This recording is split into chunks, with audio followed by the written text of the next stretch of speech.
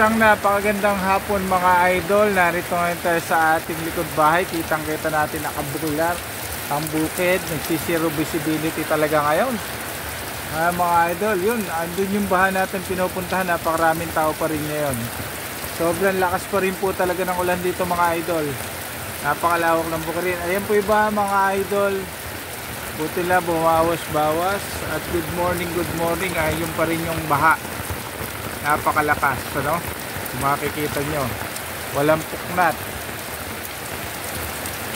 Ay, napakalawak pa rin ang sakop ng baha. Hanggang doon yan mga idol, hanggang doon sa may bukid na yan. Kung makikita nyo, yun yung namumuti na yan. Hindi lang tayo makapagbahang masyado pat malakas ang ulan. Wala tayong pang plastic sa cellphone. Diba mga idol, patuloy pa rin ang pagbayo ng ulan dito sa Nueva Ecija sa ating barangay.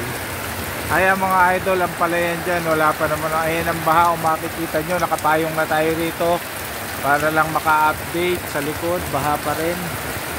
Yung patak ng ulan mga idol, ang lakas talagang ano. Ayun, hanggang sapayan. Yun lang, at napakalakas pa ng ulan dito.